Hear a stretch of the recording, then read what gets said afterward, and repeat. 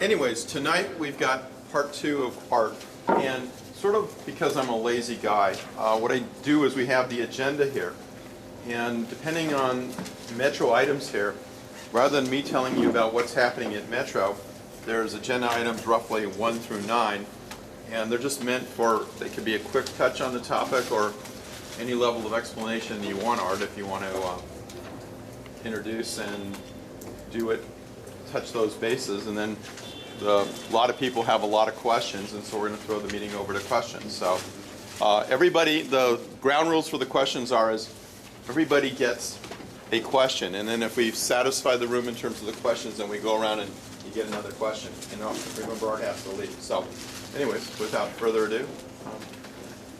Well, I didn't prepare any outline today for what I might say.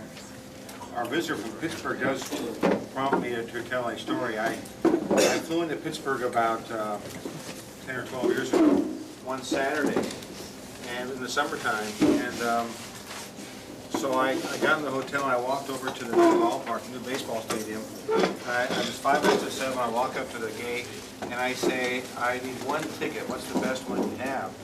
So it's a brand new stadium, the guy pulls up a computer screen, plots out a map of the stadium, and there's a seat in the second row, bottom deck, right behind the home team dugout. He goes, it's $32. So I go, I'll take it. And he goes, it's $32. I go, yeah, I'll take it. So I thought, he doesn't know what you get for $32 in Los Angeles. Last time I was here, I talked about the budget, I think, and what we're doing with service. I'll be happy to try to expand upon that. Maybe I should talk about some of our goals. And we are going to present a balanced budget to the Board of Directors next month. We're beginning to outline it now. I think it's based on conservative assumptions. We are in good shape being financially because we are practicing being thrifty and frugal in how we spend money. At least we're trying to get there. I think that, very frankly, the consent decree created an atmosphere at MTA, a culture of more rather than a culture of better. And I think that was a subtle change in the organization with very serious impacts. In the 2 years that I've been there, we've gone from less than 70% on time, sometimes less than 60% on time even, up to between 75 and 80% on times. Sometimes some areas we're above 80% on time. Buses running hot are down from 15 or 20% down to about 4%. 4% is still way too high, but it's better than 15 or 20. We're on the right path. We will be in the budget talking about things like deferred maintenance. We're going to talk about bus and rail car cleanliness, station and facility maintenance. We're going to talk about reinvesting monies into those facilities and the vehicles. I want to increase the cycles or improve the cycles for midlife rehabs of buses, for deep cleans, for repainting the buses. I think they're halfway clean today. They're not terrible. They could be better, but they look tired because the paint's been washed so many times that the bus just looks tired. So we need to make an investment in appearance. By cleaning up the stations and the vehicles, we will continue to attract new riders into the system. We're going to talk about the next generation of managers at the MTA. When I'm speaking to groups of young people, of students, I will say to them that they picked a really bad time to finish college because there's a recession, there's no jobs, plus the baby boomers are all afraid to retire because of the recession. As a consequence, the pipeline of promotions is blocked, the ladder of success is blocked, so college students aren't going to get any promotions or any raises. They must make them very happy. Yes. Well, just wait. Just wait. So I let them sit on that for a couple of seconds, and then I say, but don't give up hope, because truth be told, any minute now the baby boomers are going to start dropping like flies. And when they do, the pipeline will be unclogged and the ladder unblocked. So who should be happy and unhappy here? So my real point to them is you got to plan strategically for your career. At MTA, we've just done a breakdown of major departments. We no longer call them strategic business units. They are departments.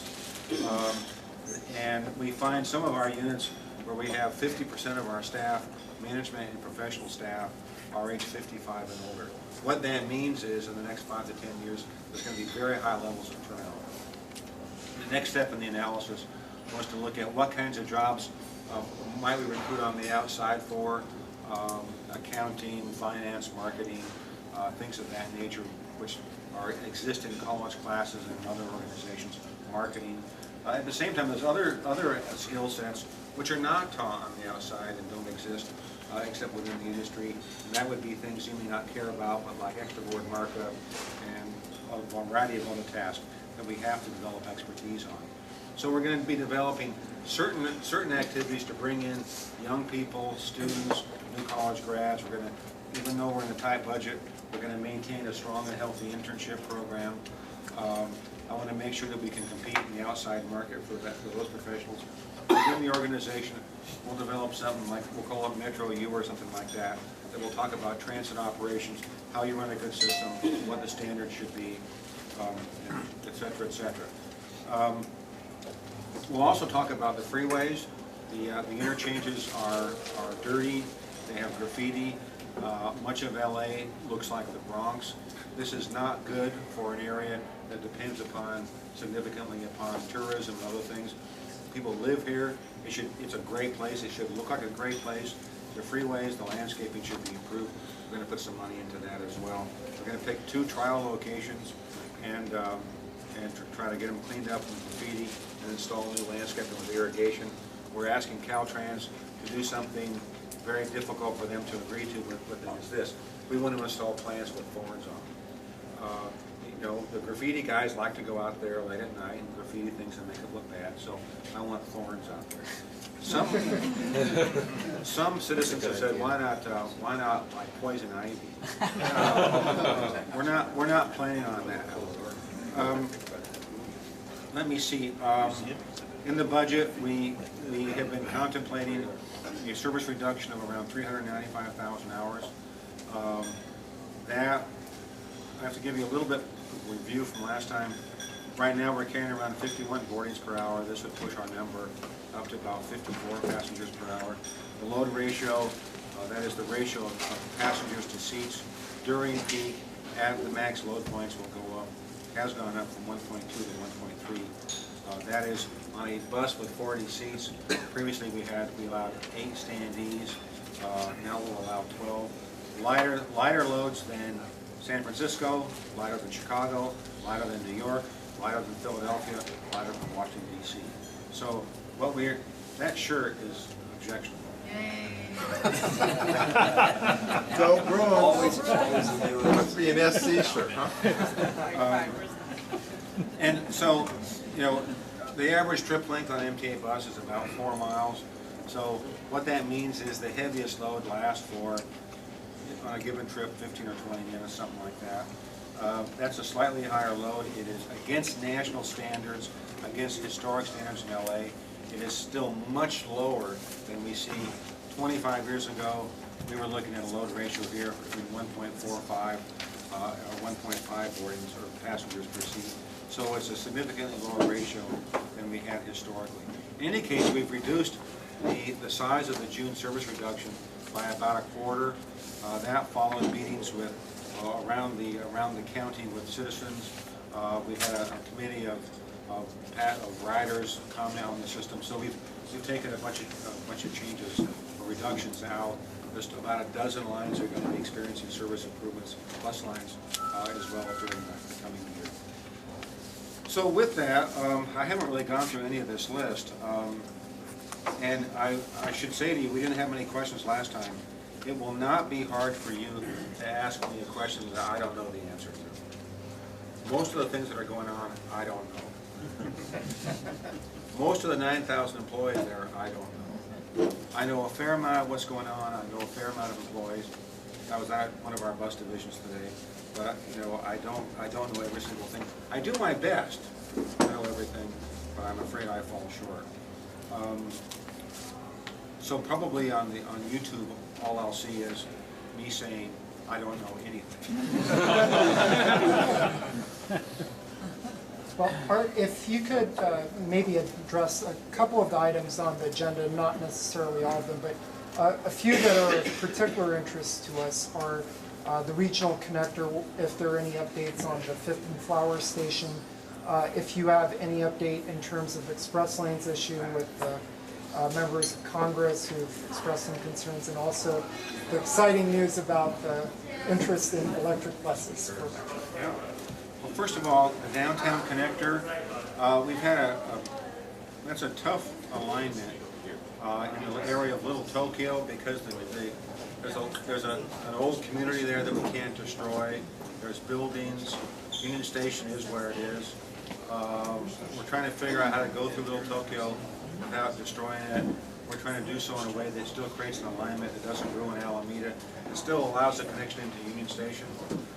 I think we may be making some progress by softening some of the angles. So I feel good that we may be finally making some progress about the basic operability and alignment of the project. It's a great project, with connections from Pasadena, Azusa, East LA, Long Beach, and Santa Monica. That's going to be a great connection. There is no change in status on Fifth and Flower. We don't have the money to do the project. The board has approved a cost control policy, which we're still working on. The basic notion behind the policy is that Measure R revenues are down. As a consequence of them being down, we're going to have a hard time fulfilling our obligations under the Measure R contract with the taxpayers. We are obligated to give them 12 rail projects and 15 major highway construction projects and a raft of other things, including investment in buses. But revenues are down, but the list of obligations is not down. So therefore, it is imperative that we manage those projects very tightly against budget. That means that we must be on guard for project advocates who always want embellishments. We need to do the projects, but we need to do them in a thrifty fashion. And so that's what we're working on. The Fifth and Flower Street Station is more money than we can afford if we're going to do the project. So that is where it is. I know that some of the downtown business groups would like us to reconsider that. At the current time, the board is not willing to do that because it would put the whole project in the middle of the project. How about in terms of the electric buses? Well, we're getting expressions of interest from a number of firms around the world that may be willing to build plants in Los Angeles. And furthermore, as you know, we've made major investments in clean technology in Los Angeles. We have the biggest clean air fleet in the country. And so I think the board's interested in going to the next generation, which might indeed be the electric buses. Now, they've been kind of on the horizon for 15 or 20 years now. I'm not talking about buses under wires, but rather battery buses. So we still need to make sure that the buses will have adequate range and adequate speeds to fulfill our needs. So we think that maybe we can help jumpstart that by perhaps buying between 10 and 30 of these new buses. So we might see what happens with that. You're also looking at buses with overhead wires like San Francisco? That's not currently under consideration. And and some Foothill has one or two buses that are battery. They're still very experimental. So we'll see. Maybe if that worked, that would really be a good thing because you'd have electric buses without the disadvantages of the cost of a wire-based power distribution system. You mentioned some other thing I forgot. The express lanes right now. Well, there's been some concern about Metro's plan to exclude carpoolers who don't have transponders. Well, carpoolers can still ride in the lanes. What the transponder, the notion is that on the Harbor Freeway and the San Bernardino Freeway, that you can buy your way into the carpool lane by paying a fee by way of a transponder. The transponder is a little piece of plastic about that big, and it's maybe a 1/4 inch thick. When you go under a gantry, it reads the transponder and knows who's in that, knows whose car that is, and then can arrange to bill that person. So the idea, this is by the way used in the Bay Area and in Orange County and other places around the country. So the idea is that if we allowed people, single car, single passenger vehicles, to enter the carpool lanes after having paid a price for so doing, a toll, in other words, what that would do is allow them, they're buying speed on the carpool lane, but that would also take cars off the mixed flow lanes, and so we think there might be a benefit. In exchange for agreeing to do this, we picked up a very large federal grant that we're using to pay for rebuilding El Monte Station, buying a large number of buses, and doing a lot of work on the freeway system on those two freeways to get this service in place. By the contract with the federal government, the contract exists today, it's under contract, we have to run the experiment for a 1-year period. At the end of the 1-year period, we can evaluate it, and if it's deemed to be unsuccessful, we can unplug it. For a 1-year test, we pick up a couple $100 million that we've already invested in Southern California infrastructure. This is a very interesting test. I don't know if you've ridden on the 91 freeway in Orange County. The 91 toll lanes were purchased by OCTA maybe 7 or 8 years ago when I was there. They have a volume pricing mechanism there, such that the tolls are higher during the peak period when the volumes are higher. They basically are able to guarantee speeds of 60 and 70 miles per hour even during the peak period. So toll lanes, the 2 toll lanes in each direction on the 91 carry as many cars as the 4 lanes that are free because they're moving at a much higher rate of speed. Plus OCTA is making a profit on it. That's one of the best investments in public history, public agency history. This is trickier than that because it's an existing carpool lane. It's not 2 lanes, it's only 1. But we have the challenge of mixing carpoolers with people who are paying a toll. So I think it's going to be kind of fun to play with to see what happens. What we did learn in Orange County was on the 2 lanes, when volumes got to 3,200 cars per hour, we began to experience disruptions in speed.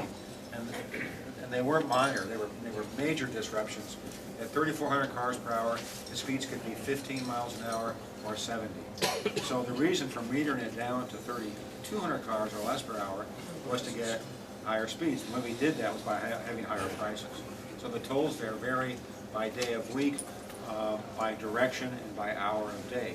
So if you drive eastbound at 5 o'clock on a Thursday, you're going to pay about $10 to go 10 miles. If you make the same trip in the morning, it might be $1.50. So it works. Under OCTA ownership, they got the highest ridership, the highest speeds, and the highest revenue in the history of the 91 toll lanes. So I'm hoping that we can learn some things on the congestion reduction program in LA and do some good things for the county as well. Well, Art, I'm really glad that you explained that. We are at the Transit Coalition very enthusiastic about the concept of congestion pricing. Our main concern right now is to make sure that existing carpoolers who don't have transponders are not blocked from using the express lanes during the experimental period. And we can talk with you more about that later. That's fair. Before we continue, who here is not signed in yet? I see a couple of new faces. So one, anybody else? Raise your hand if you haven't Raise signed your in. hand. Who has the sign-up sheet? Great. All right. So we'll pass this around. Our last question from the Transit Coalition. Yes, I know. I'm going to say that. Our last question is with regard to the service changes. We noticed that you at Metro took to heart a number of the comments that constituents made and scaled back some of the proposed changes. I note in particular 2 of the Transit Coalition's proposals in the Valley with respect to Burbank to Universal service and also Hillside service in Burbank were incorporated into the changes. So we want to thank you for that. You're welcome.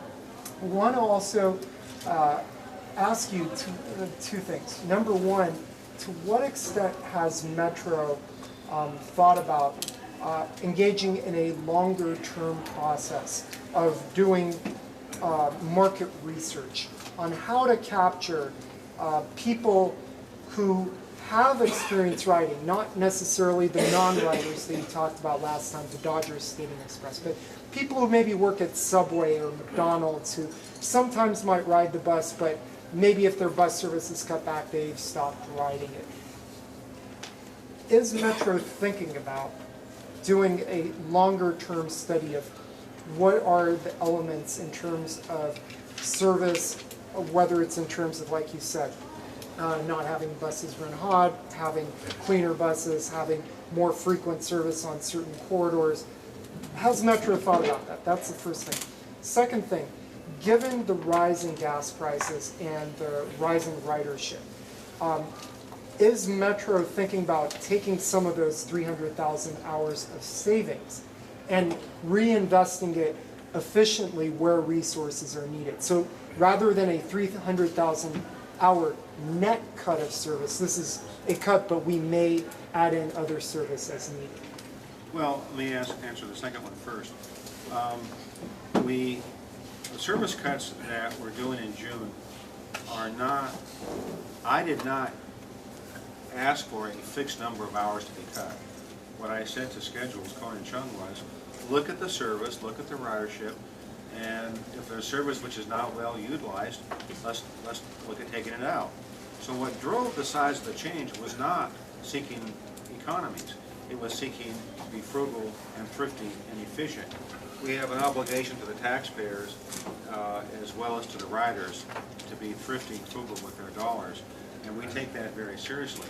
So that was, the going in thing is to use the dollars properly. Now, in fact, there are savings which emerge from this, however. As we look at ridership so far, we haven't seen a big surge on bus. There's a couple of things going on. One is unemployment is still high, and that affects ridership. At the same time, we all know that we could be facing the end of cheap oil. We could be seeing structural changes in the way things work, and that may force people in LA to live differently than they have in the past. The air of cheap gasoline may be lower. So that would create long-term pressures to do things. I think that in terms of immediate actions, there are several things we've done. We're just retiring some buses. We've put the sale of those retired buses on hold. We'll keep them in a mothball fleet condition. In the event there is a major surge in ridership, we'll have the vehicles to improve service. I remember back in '74 and '76, getting buses during the Arab oil embargo to improve service was the biggest challenge. So we'll try to cushion ourselves from that. I've asked that we do several things in terms of our immediate response. One is I want to have more traffic checks, ridership checks on all of our lines, so that if we do see ridership increasing, we can go back and surgically look at improving those lines. Our guys are working with Metrolink. Metrolink did experience a big increase in ridership 3 years ago. Part of the reason for that is Metrolink rider is typically not transit dependent. They typically drive, they have automobiles. The public benefit of the Metrolink investment is basically on the I-5, almost a one-for-one basis, a car off the freeway. In the transit system, MTA trains and MTA buses is different. Many of those riders do not have cars. They are transit dependents. They're trying to get to school. If MTA is not running, they walk or ride a bike or something of that nature, or they don't make the trip.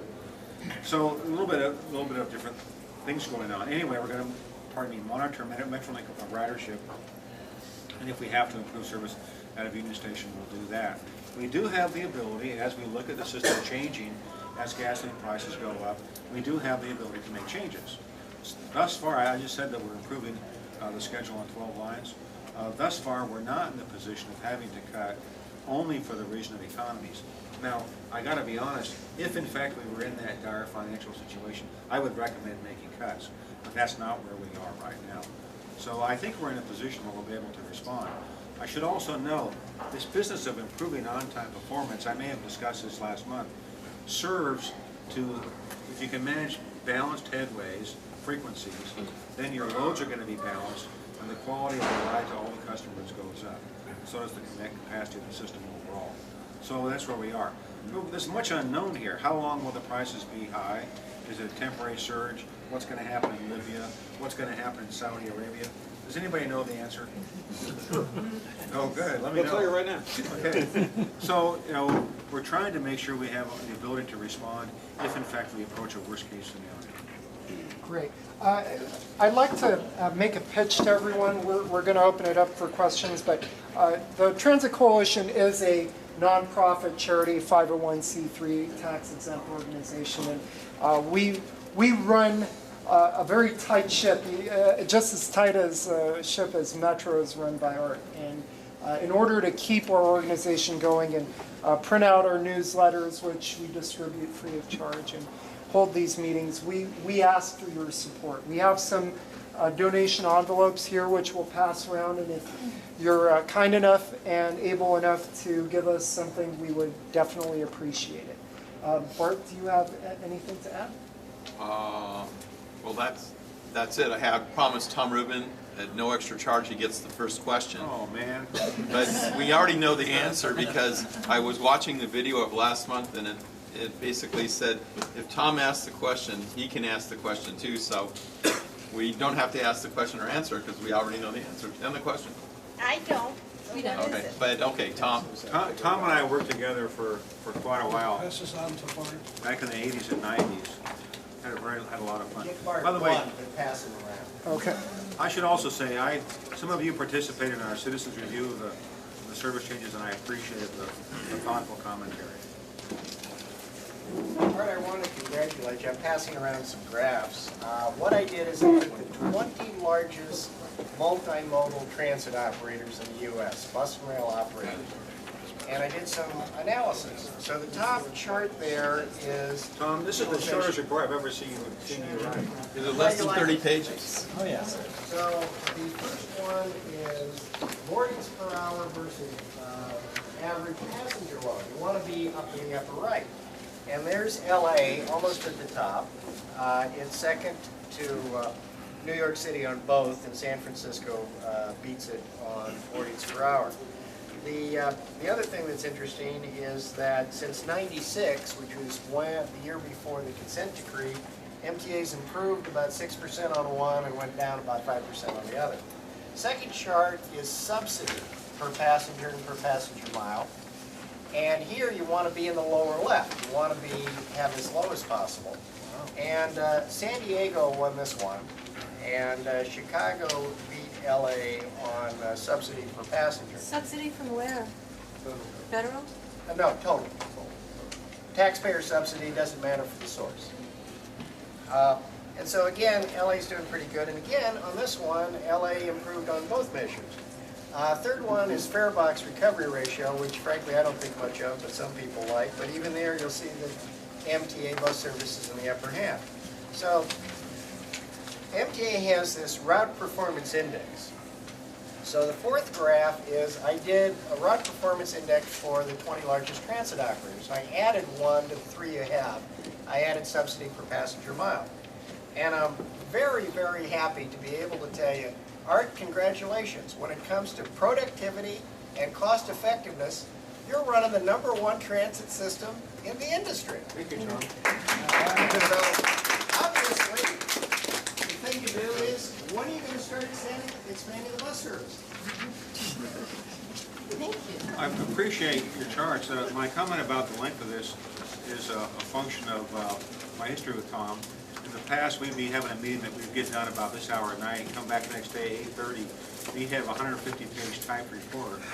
On page 38, it would say something like, for those of you who are still with me now,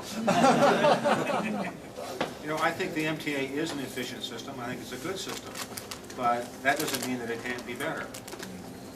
And so our goal will be to improve it, and by the methods I've already outlined, one of which is to look at the entire thing as a system, which this does not do, by the way, and that is to look at MTA-funded services, which includes not just MTA buses, but also nearly 4 million hours of service per year provided by the various municipal carriers.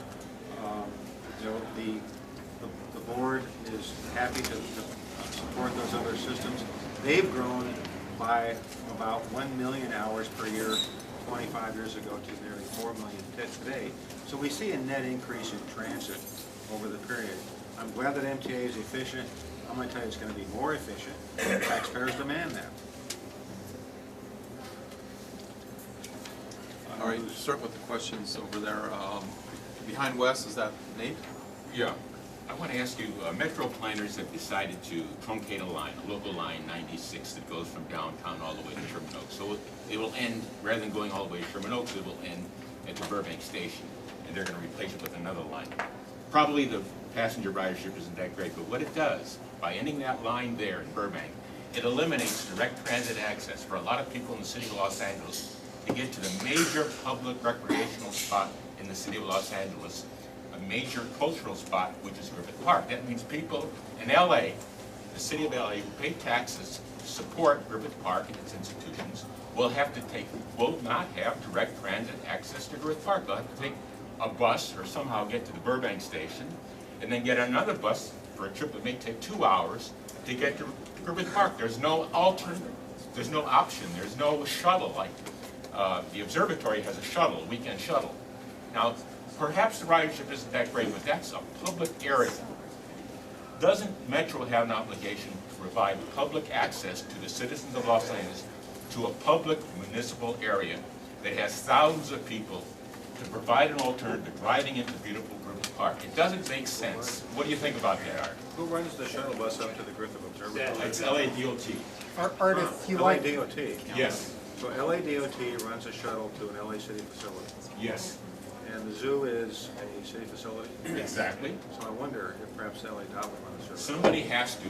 You think it's fair, though, for all these people not to have access to a huge public area, Yeah. recreational area? It Fair. doesn't make sense. Of course, people should have access.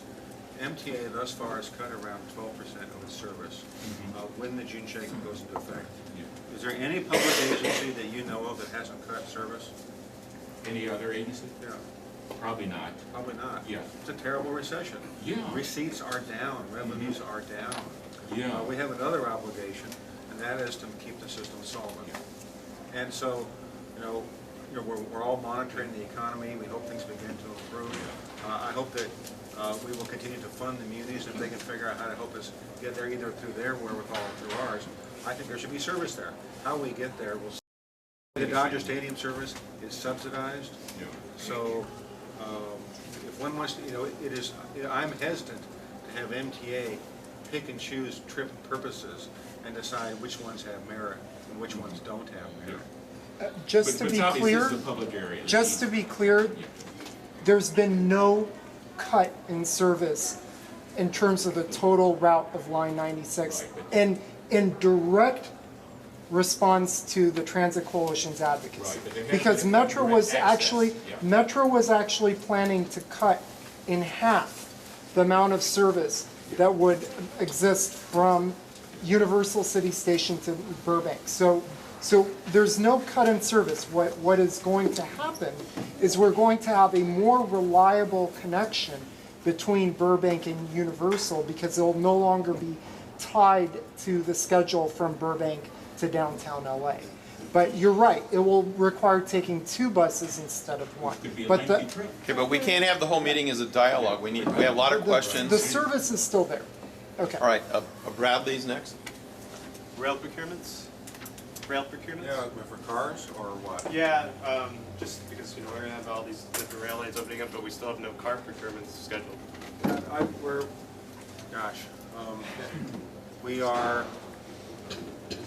We've set a deadline for issuing bid documents, and it's coming up. I can't recall what the exact date is. We will be out to bid very soon.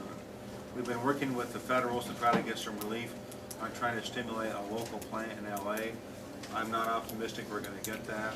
We've been trying to stimulate some federal interest in a higher Buy America content on the cars, based on the principle that taxpayers' dollars are paying for them, and shouldn't there be an economic stimulus. So we'll see. We will be out to bid in the next month or 2, though. Okay. You think that'll be in time? Yes. Okay. By the way, we're looking at an accelerated rate of schedule. A couple months ago, we went out to the industry. We asked them if they could deliver 4 cars per month rather than 2. We got affirmative responses, I should say. So, Questions? Brigham. I just came back from Toronto not too long ago, and one of the things that I really admired about the city was that they have these streetcars running right along the streets there. So are there any plans in Metro to implement streetcars down like Melrose, Beverly, all of these major boulevards throughout LA that are wide but aren't going to be serviced by light rail or heavy rail? If we want to get out of our cars, we have to also target discretionary riders too.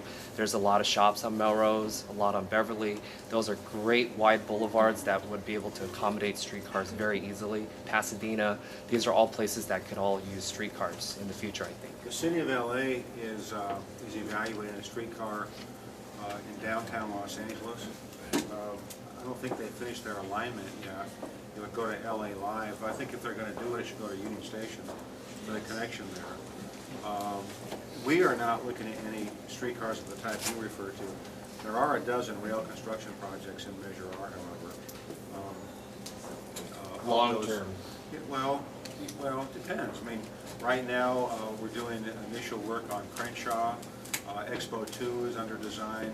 The Foothill extension is under design. We're working on alignments on the connector, the initial work on the subway extension.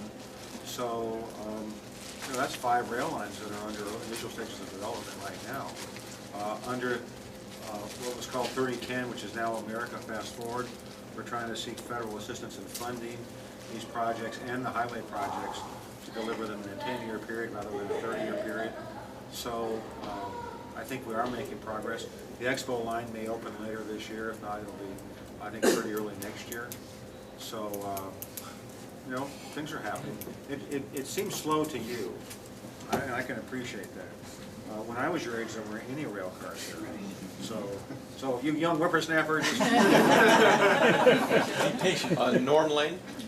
Yes, speaking of the Expo line, what plans, if any, are there for connections from either the end of Phase 1 into the employment centers that are fairly close, in particular Century City, but there are others, Santa Monica.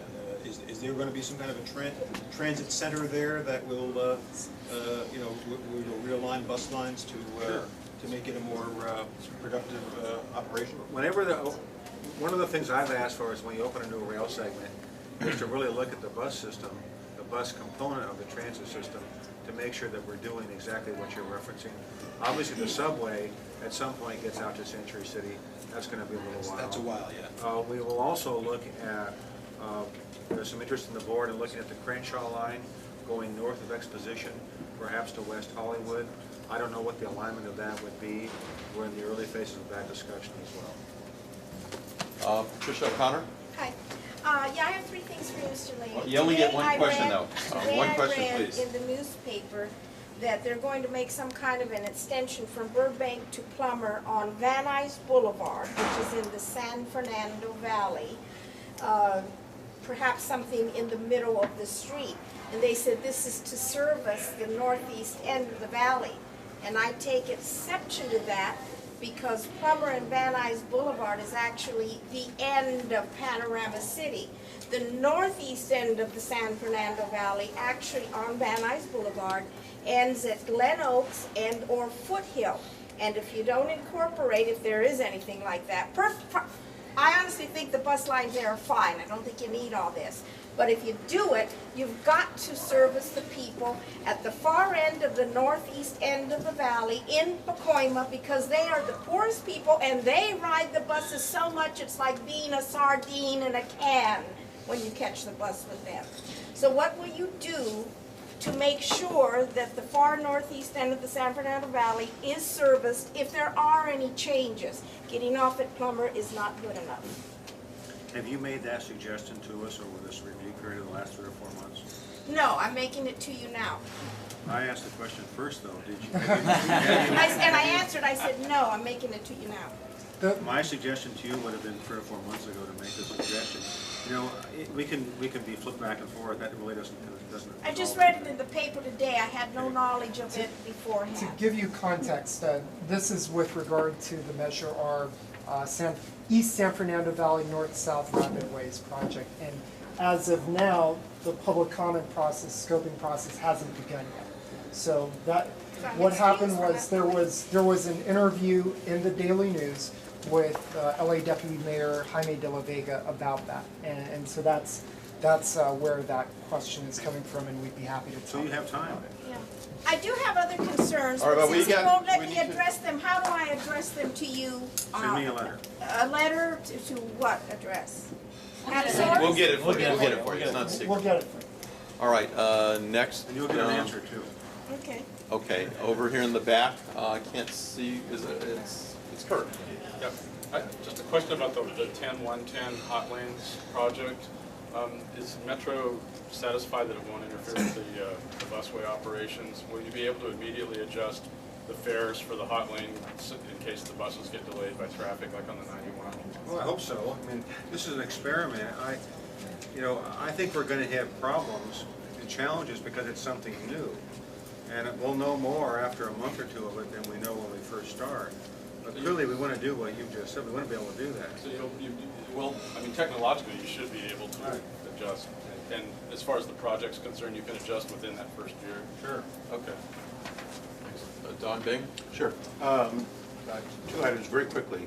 The east end of the orange line, and an underground passageway direct to the red line. That's number one. And number two, I think you alluded to already, is the Crenshaw line extending all the way to Wilshire Boulevard. Yeah, I mean, right now, we're trying to get to exposition.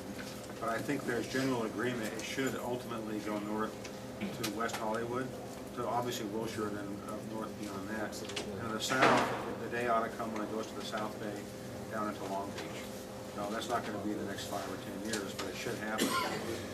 The connections to Wilshire is an obvious one.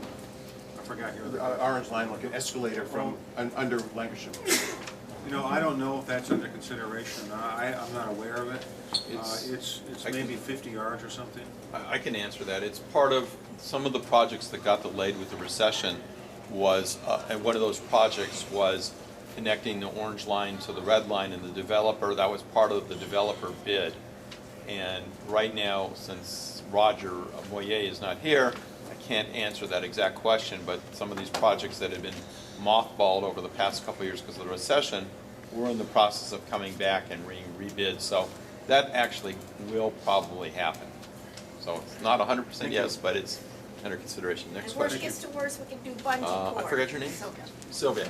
I know the mayor and the California congressional delegation are doing a really good job in terms of advocating for our issues in Congress, but with the new change in leadership, what are the major obstacles that you're facing? Well, the Republican leadership in the House, in particular in the Senate, is suspicious of the benefit of some of these subsidies, and they're very worried about running large deficits. So there's a great deal of differences of opinion now about how big the federal transportation program should be. Should it be shrunk? Should it be, there's a certain revenue stream for the gas tax. Should the program be shrunk to fit within that? Or should there be additional revenues? And I don't know what they're going to do with it. There's sharp differences of opinion. Senator Boxer is very active on the Senate side, so our concerns will be voiced. I think there is a silver lining, which is some of the stuff that we're asking for is consideration of an innovative financing approach such that an agency with a revenue stream like MTA could receive lower cost federal financing to accelerate projects. The Republicans like that. They think that's a good idea.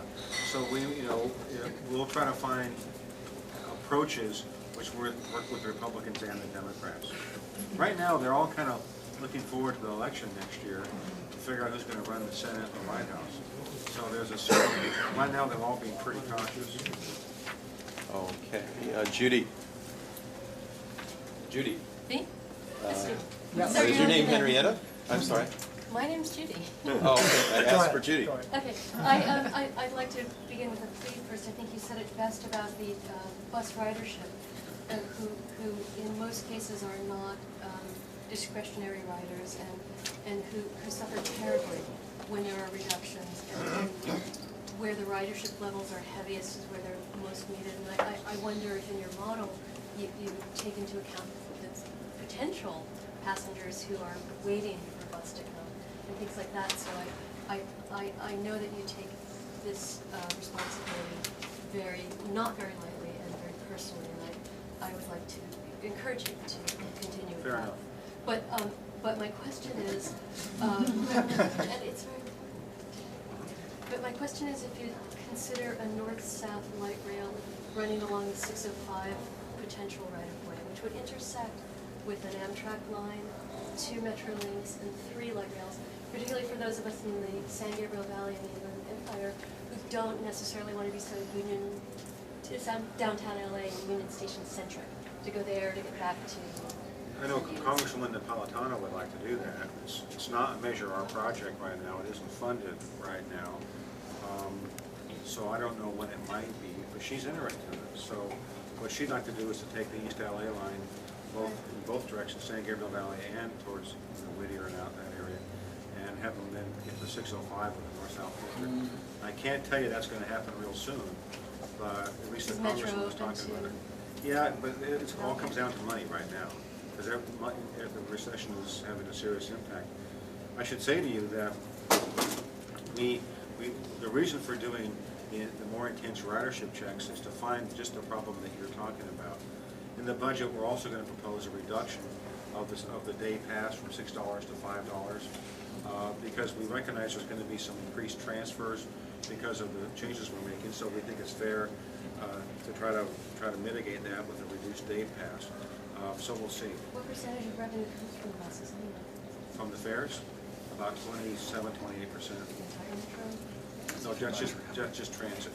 The freeway stuff that's a fairly low number, by the way. Okay. I'm sorry, I forgot your name. It's Wes. Wes, yeah. TAP question. Sorry. Oh no. My favorite. Yeah. Calendar month, if you try to buy a TAP pass at the first couple of days of the month, it's huge lines. Why not just a 30-day? Is that even possible? I've bought other transit systems, other places I've lived, that's been the option. But you are seeing the physical manifestations of extreme frustration. I have had in recent days some very intense discussion with my coworkers on that exact topic. I am unhappy with where we are. I think the lines at Union Station are a disgrace. I see that ticket office during that 2 or 3 day period. It is disrespectful of our customers. So I've asked, like 2 weeks ago, why on earth don't we just go to a 30-day pass? Orange County hasn't had a line for a ticket window in 10 or 12 years because they have a 30-day pass. So come on, I don't. Right now, I can't tell you why that is too hard.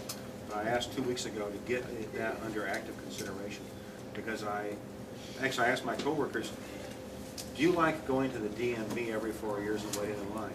No, you hate it. You hate the DMV. So we beat the socks off them. We make you do it every month.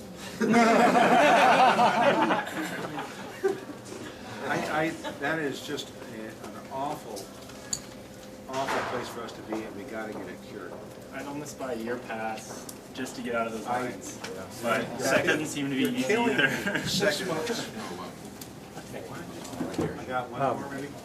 On TAP, how does that integrate with the benefit of riding Metrolink and being able to go at will?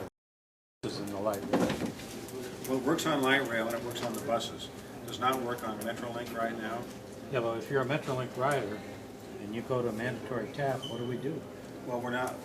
What you would do is go into the station, do you do that today? Do you take the train in? Oh, yeah. So you just get on the train, right? Sure. So if you are inspected by a fare inspector, you're going to show me a Metrolink pass or ticket, right? Yeah. You're not going to get a citation. Right. You're okay. And it's going to continue that way Yes. even when TAP is mandatory? We'll figure it out one way or the other. We'll either make the Metrolink ticket TAP compatible, or we'll do it on a visual inspection. We are not going to discourage Metrolink riders from being able to transfer. That doesn't make any sense. Right. Right? Yeah, I agree. Thank you. Okay. Well, I take Metrolink every day as well. Mm-hmm. Well, see, I you're don't in have the to light transfer. Orange County. I live there. I live at a Union Station, so I don't have to transfer. Do you get to ride free?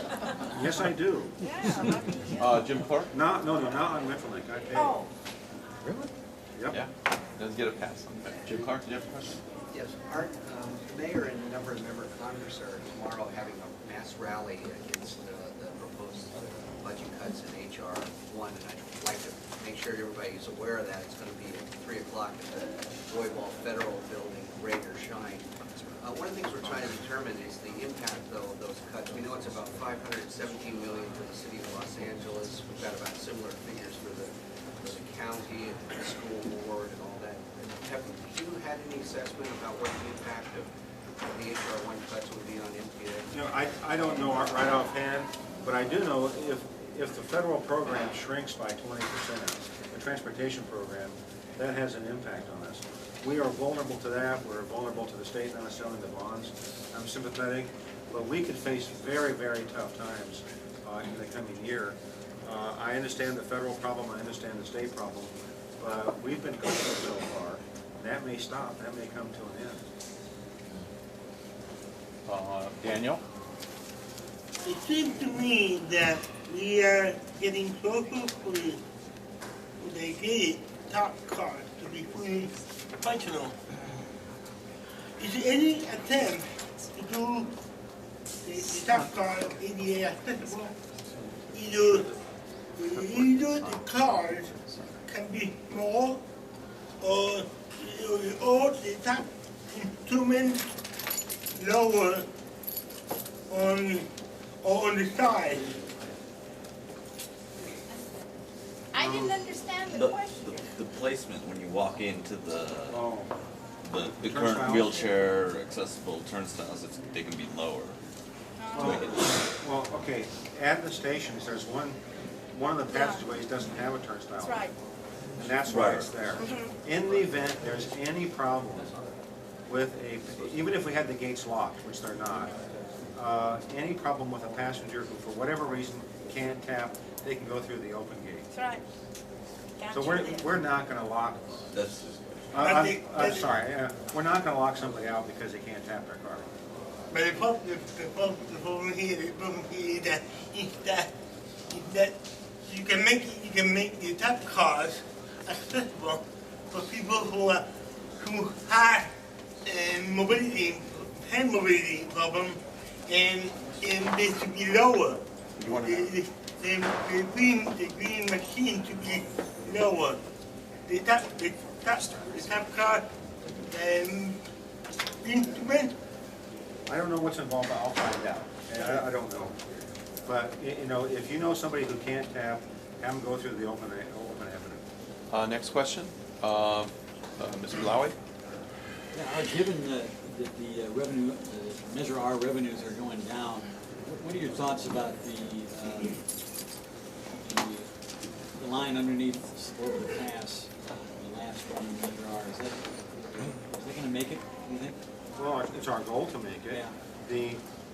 The cost control policy that we recommend to the board, they're approving, is to cap the Measure R contribution to any project at whatever is in Measure R, so that we can't hemorrhage the whole Measure R sources, revenue sources, against any multiple set of projects that go overruns. So we're requiring board review at the preliminary engineering stage of final design and before construction. And the reason for that is to control the cost. And the reason for that is to make sure that we don't fund anybody's project. The reason for that is the way we keep consensus on the board is to make sure everybody's getting their project. When we begin to defund, that is lose certain projects, then we're going to have a devil of a time getting votes at the MTA board. So this is, this is a good to do thing, but it's also necessary to get business done. So we're, the very words I'm using to you, I'm using with the board. Mayor and I talked yesterday. They understand the need for us to be very thrifty and good managers, and they are encouraging us to proceed on that path. I think I should also mention the mayor was the one on the 3010. That was his initiative. He's been back in Washington about every 2 weeks. Going next week. Yeah. So he is back there doing our work.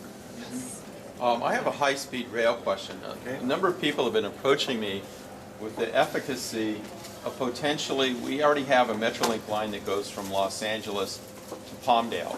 The efficacy of potentially extending that Metrolink line north to Bakersfield, and what your thoughts are. I mean, I don't know whether it's possible or we need to change laws, but since it is a Metrolink line and we do have 24 round trips on that, 12 round trips on that line, if that's something that could give the taxpayers some value, and also the downtown regional connector, which could definitely give value to the taxpayers in Los Angeles for the high-speed rail project. We are saying to the high-speed rail people, I am saying, have been for months, that for their project to be plausible and feasible, it has to get to Los Angeles.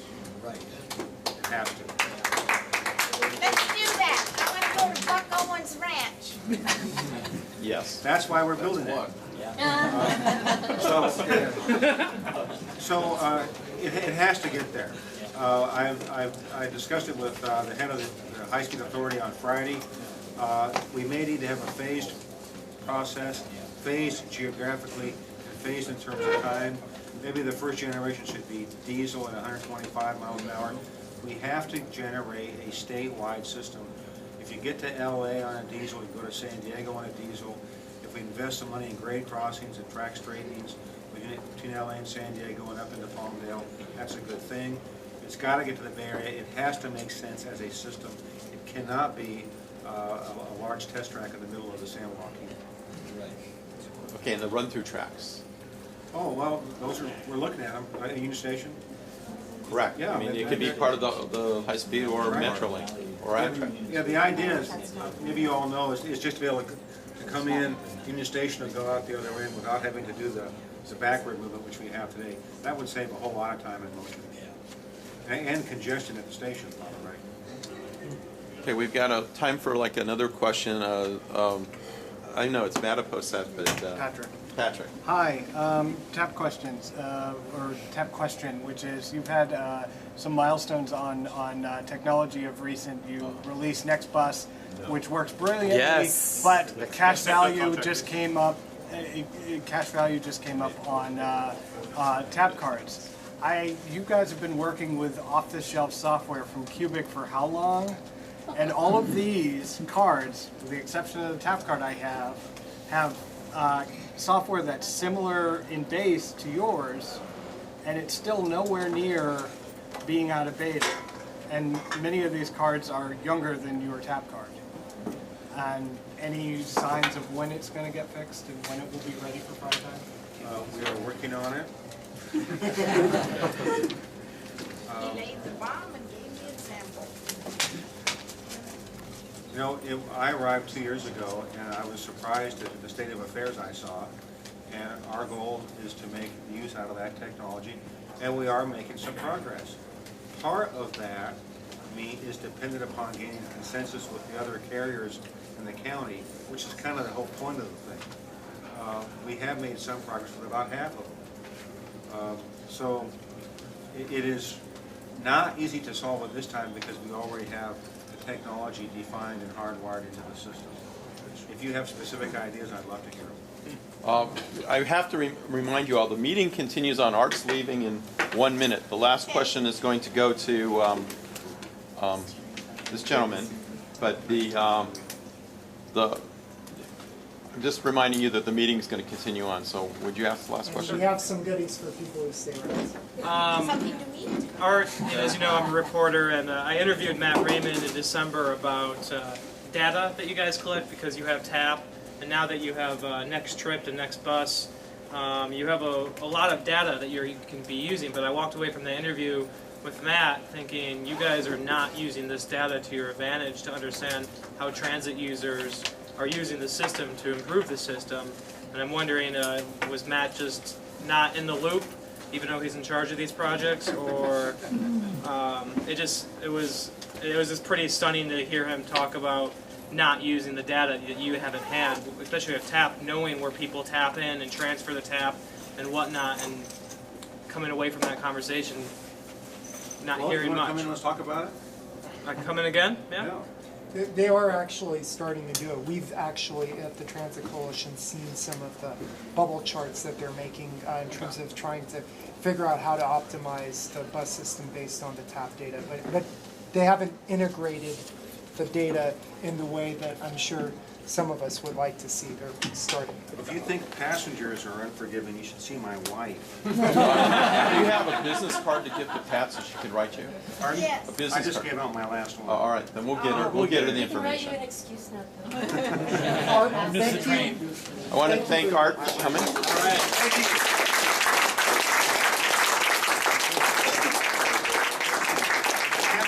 I appreciate being here with you, and I don't have to wait a year to do it again, okay? So when you want me to come out, let me know. Next month.